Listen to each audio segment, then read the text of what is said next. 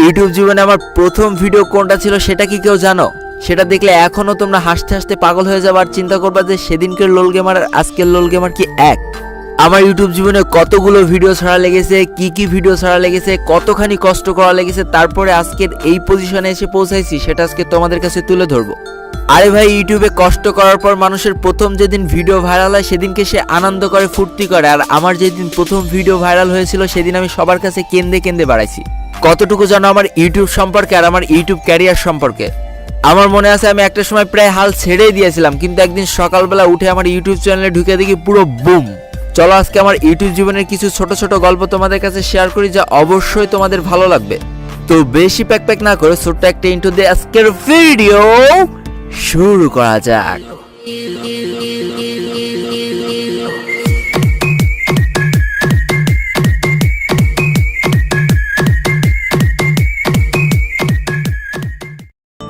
লোল gamer, হ্যাঁ এটাই ছিল আমার জীবনের প্রথম ইউটিউব চ্যানেল। এর আগে ইউটিউবটা কি জন্য সেটাই ঠিকমতো বুঝতাম না। সম্পূর্ণ নতুন একটা পথে নতুনভাবে পা বাড়িয়ে দিয়েছিলাম। আজ থেকে প্রায় 1.5 বছর আগের কথা। দিনটা ছিল 29শে মার্চ 2020 সাল, যেদিন প্রথম আমার ইউটিউব চ্যানেলটা খোলা হয়। অর্থাৎ 29শে মার্চ আমার ইউটিউব চ্যানেলের জন্মদিন।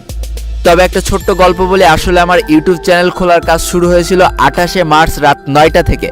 কিন্তু আমি তো একেবারেই নতুন ছিলাম, তাই পুরোপুরিভাবে যখন চ্যানেলটা খুলে উঠেছিলাম দেখি ভোর 5টা বেজে গিয়েছে। তাই সেই অনুপাতে আমার চ্যানেলের জন্মদিন 29শে মার্চ হয়ে গিয়েছে। আর যেদিন ইউটিউব চ্যানেল খুলেছিলাম অর্থাৎ 29শে মার্চ বিকেলবেলা আমি আমার জীবনের প্রথম ভিডিও আপলোড করে ফেলি ইউটিউবে। আর যে ভিডিওর থাম্বনেলটা ঠিক এমন ছিল। দেখতে হাসি লাগছে তাই না? হাসি পেলেও এটাই সত্যি যে এই থাম্বনেলটার মাধ্যমে আমি আমার ইউটিউব যাত্রা শুরু করে দিয়েছিলাম। দেখো, আমরা যখন নতুন নতুন ইউটিউবে আসি আমরা আমাদের গেম প্লে ভিডিওর পিছনে একটা মিউজিক লাগায় আপলোড করে দিই, কিন্তু আমি আমার জীবনের প্রথম ভিডিওটা থেকে ভয়েস ওভার করা শুরু করেছিলাম। এইবারই আসো আসল কাহিনীতে। আমাদের বাসায় 3টে রুম। একটা রুমে আব্বু আম্মু থাকে, একটা রুমে আপুমনি থাকে, আর একটা রুমে আমি আর আমার ভাইয়া থাকি। তাহলে বুঝতেই পারছো প্রথম ভয়েস ওভার করব কি পরিমাণ লজ্জা কাজ করছে। অবশ্যই কারোর সামনে আমি ভয়েস ওভার করতে পারবো না। চারিদিকে ঘুরে বেড়াচ্ছি কোন জায়গায় বসে আমি ভিডিওর পিছনে একটু ভয়েস লাগাবো। অবশেষে আর কোনো উপায় না পেয়ে আমি আমার জীবনের প্রথম ভিডিওর ভয়েস ওভার করেছিলাম বাথরুমে বসে। ব্যাপারটা হাস্যকর হলেও এটাই সত্যি। আমার মনে আছে বাথরুমে বসে যখন ভয়েস ওভার করছিলাম তখন লোকলজ্জার ভয়ে কি পরিমাণ আস্তে আস্তে যে কথা বলেছিলাম সেটা একমাত্র আমিই জানি। আর আজকে প্রথম ভিডিওটা দেখলে তোমরাও জেনে যাবা। ভালোই লোক পাইছি এই ঘরে, এনিমি আছে শিওর। ভালোই 5 শব্দ পাওয়া যাচ্ছে। হ্যাঁ একটা আছে 5 শব্দ পাওয়া যাচ্ছে। তাও দেখি সিঁড়িতে উঠা যায় কিনা। ওরে ও এই ভাই মিস ফায়ার হয় কেন? ও সামনে আসলো কোন থেকে? পালাই কেন? পালাস কেন ভাই? আমি তো তোর দেখে ভয় পেয়ে গেছি। দূর মিয়া, এই পাশটাই উঠবে। ওই আরে আরে আরে আমার দিকে পালা গেছে ভাই। সিঁড়িতে উঠিনি। দাঁড়াও দাঁড়াও দাঁড়াও দাঁড়াও দাঁড়াও। ঠিক ওই তো দেখছি দেখছি দেখছি। দাঁড়াও দাঁড়াও টুল্লু ভাই দাঁড়াও। ওই যে বাম পাশে দেখছি, দাঁড়াও। কই গেল? হাই হাই, ও দেখছি দেখছি উপরে, ওই যে উপরে। এইভাবে আমার ইউটিউব যাত্রা শুরু হয়ে গেল। একদিন পর পর একেবারে রেগুলার বিকেলবেলা আমি ভিডিও ছেড়েই যেতাম। কিন্তু আমি যে মন খুলে কথা বলবো বা ভয়েস ওভার করবো তেমন কোনো জায়গায় পাচ্ছিলাম না। কখনো বাথরুমের মধ্যে যে ভয়েস ওভার করতাম, কখনো সিঁড়ির ঘরে যে ভয়েস ওভার করতাম, কখনো রান্নাঘরে যে ভয়েস ওভার করতাম। এইভাবে কোনোভাবে হচ্ছে না। আর যেহেতু প্রথম দিকে আমার কাছে কোনো মাইক ছিল না, হেডফোন দিয়েই আমার মাইকের কাজ সারতে হতো। তাহলে আমাকে আরো জোরে কথা বলতে হবে, নাইলে যে ভয়েসটা আসছে তা আমার নিজেরই শুনতে ইচ্ছা করছে না। তোমরা কিভাবে শুনবা? তো এইসব চিন্তা মাথার মধ্যে ঘুরপাক খাচ্ছে। আর একদিন সকালবেলা ব্রাশ করতে করতে আমি বাগানে হাঁটাহাঁটি করতেছি। আমি চিন্তা করলাম এই নির্জন বাগানে বসে বসে যদি আমি চিল্লাই ফাটায় ফেলি তাও কেউ টের পাবে না। এটাই আমার জন্য ভয়েস ওভার করার সব থেকে বেস্ট একটা জায়গা। শুরু হলো ওই দিন থেকে বাগানে বসে বসে ভয়েস ওভার করা। ব্যাস ক্লিয়ার। একদিন পর একদিন ভিডিও আপলোড করতেই থাকতাম। কখনো ভিউজের দিকে তাকাইতাম না, কারণ আমি যখন ভিডিও ছাড়তাম আমার এক একটা ভিডিওতে ভিউজ আসতো 27টা 28টা করে, আর লাইক আসতো 5টা 6টা কি 7টা করে। আমার কাছে ভিউজটা কোনোদিনই ম্যাটার করেনি। ভিডিও বানাইতে ভালো লাগতো তাই ভিডিও বানাতাম। প্রত্যেকটা ইউটিউবারের ভিডিও দেখতাম, তারা কিভাবে ভিডিও বানাচ্ছে, তারা কিভাবে থাম্বনেল তৈরি করছে, কিভাবে টাইটেল লিখছে, ওইভাবে নিজেও ট্রাই করতাম।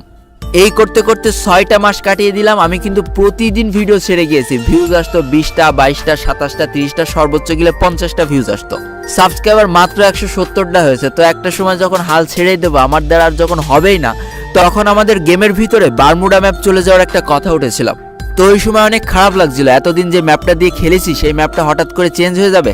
তাই সেদিন একটা ভিডিও বানিয়েছিলাম বিদায় বারমুডা নামে। ওই ভিডিওটা যেদিন আপলোড করেছিলাম দিনটা ছিল 22শে সেপ্টেম্বর 2020 সাল, অর্থাৎ চ্যানেল খোলার প্রায় 6 মাস পর। এর ভিতরে কিন্তু আমি রেগুলার ভিডিও ছেড়েই গিয়েছি। তো 22শে সেপ্টেম্বর বিদায় বারমুডা ওই ভিডিওটা আপলোড করে আমি ঘুমিয়েছি। সকালবেলা উঠে দেখি আমার ভিডিও নাকি ভাইরাল হয়ে গিয়েছে। সবাই বলতেছে আমার ভিডিও ভাইরাল হয়ে গেছে। আমি তো পুরো আনন্দে নাচতেছি। তাড়াতাড়ি ইউটিউব চ্যানেলে ঢুকে দেখি কলা হয়েছে মাত্র 600টা ভিউ। ওমা, এরপরে ফেসবুকে যেয়ে দেখি ভাইরে ভাই কি পরিমাণ ভাইরাল হয়ে গেছে আমার ভিডিওটা।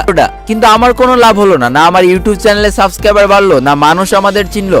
যে জিরাম পারলো তার ফেসবুক পেজের থেকে ছাড়লো আর ভিডিও ভাইরাল হয়ে গেল, তার পেজ গ্রো হয়ে গেল। আমার কোনো লাভ হলো না। ওই দিনে আমার ইউটিউব চ্যানেলের জন্য প্রথম কেঁদেছিলাম, অঝরে কান্না কেঁদেছিলাম। কিন্তু বিশ্বাস করো, কষ্ট পেলেও সেদিন ভেঙে পড়িনি। ওই ভিডিওটার মাধ্যমে 1000 সাবস্ক্রাইবার হয়ে গিয়েছিল, আর সেই 1000 জন আর্মিকে নিয়ে আমি আমার যাত্রা শুরু করে দিয়েছিলাম নতুন ভাবে। আবারও সেই রেগুলার ভিডিও ছেড়ে যাচ্ছি, 1000 সাবস্ক্রাইবারে আটকে রয়েছে, কোনো লাভ হচ্ছে না, লস হচ্ছে না, ওইভাবে পড়ে থাকলাম। তো এমনই একদিন ভিডিও ছাড়ার ডেট চলে এসেছে, এদিকে আমার কাছে কোনো কন্টেন্ট নেই। আমি ভাবতেও পারছি না যে কি ভিডিও আপলোড করব, কারণ আমার পড়ালেখার চাপ। তো সারাদিন পড়ালেখা শেষে রাত 1টার সময় যখন ঘুমাতে যাব তখন চিন্তা করছি কালকে আমি কি নিয়ে ভিডিও ছাড়বো। তো রাত বাজে যখন 1টা, তখন আমার মাথায় হঠাৎ করে আসলো যে আমি প্রথম দিনের ফ্রি ফায়ার কেমন ছিল এটা যদি মানুষের সামনে তুলে ধরি কেমন হবে। তো ইউটিউবে সার্চ করলাম free fire first game play, আমার সামনে প্রচুর গেম প্লে আসলো। তো ফ্রি ফায়ারের প্রথম দিকের একটা গেম প্লে আমি ডাউনলোড করলাম। পরের দিন তার উপরে নিজের ইচ্ছা মতো ভয়েস ওভার করলাম, কোনটা ভালো মন্দ সব কিছু তুলে ধরলাম। যথারীতি বিকেল 5টার সময় ভিডিও আপলোড করে পড়ালেখা করে রাত্রেবেলা ঘুমিয়েছি। সকালবেলা আমি যখন ঘুম থেকে উঠে ইউটিউবে গিয়েছিলাম তখন আমার হাত পা পুরো কাঁপছিল, কারণ পুরো বুম হয়ে গিয়েছিল ভিডিওটা। এক রাত্রে 1 লাখ ভিউজ পেয়েছিল, সাবস্ক্রাইবার দেখি 10,000 হয়ে গিয়েছে। মাত্র 3 দিনে ভিউজ হয়ে গিয়েছিল 1 মিলিয়ন। এক রাত্রে 25,000 সাবস্ক্রাইবার বেড়েছিল, ভাবা যায়। আর এই ভিডিওটা আমি কবে আপলোড দিয়েছিলাম জানো? 16 অক্টোবর 2020 সাল। ভাই প্রায় 7 মাস কষ্ট করার পর অবশেষে একটা ভিডিও ভাইরাল হয়ে গেল। এদিকে চ্যানেলের সাবস্ক্রাইবার উড়াধুরা বাড়তে শুরু করলো। কনে একটু আনন্দ করব কি না, তার আর কোনো লাইন থাকলো না। ইউটিউব যে এত প্রেশার ভাই, যারা ইউটিউবিং করে তারাই জানে। কিন্তু এদিকে তো আমার ভিডিও ভাইরাল হয়ে গিয়েছে, এদিকে গেম প্লেটাও আমার ছিল না, অন্য একটা ইউটিউব চ্যানেল থেকে ধার করে নিয়ে আসা। তো সেই ইউটিউবের কাছে অনেক কাকুতি মিনতি করেছিলাম যে এই ভিডিওটা আমার চ্যানেলে থাক না, প্লিজ তুমি কোনো কপিরাইট স্ট্রাইক দিও না। প্রচুর কাকুতি মিনতি করেছিলাম, কারণ বুঝতেই পারছো এটা আমার চ্যানেলের গ্রোথ লাইন ছিল। ওই ভিডিওটার মাধ্যমে আমার চ্যানেলটা আস্তে আস্তে গ্রোথ পাচ্ছিল, কিন্তু কোনো কিছুতেই কোনো লাভ হয়নি। এক বুক হতাশা আর কপিরাইট স্ট্রাইকের ভয়ে সেদিন ওই ভিডিওটা আমার প্রাইভেট করে ফেলা লেগেছিল। কিন্তু এই যে 16 অক্টোবর ভিডিওটা ভাইরাল হলো, তারপর থেকে নিজের ভিতরে এমন একটা শক্তি কাজ করতে শুরু করলো না, যেটা তোমাদের বলে বোঝাইতে পারবো না। এরপরে আমার আর ঘুরে তাকানো লাগেনি, একের পর এক ভিডিও ছেড়েছি আর তোমরা ভাইরাল করার দায়িত্ব নিজের কাঁধে তুলে নিয়েছো। এই করতে করতে 1.5 বছরের মাথায় আমার চ্যানেলের সাবস্ক্রাইবার সংখ্যা হয়ে দাঁড়ালো 1 মিলিয়ন, আর আজকে আমি বর্তমান পজিশনে এসে দাঁড়িয়ে আছি। তো এবার কিছু বাস্তব কথা বলি।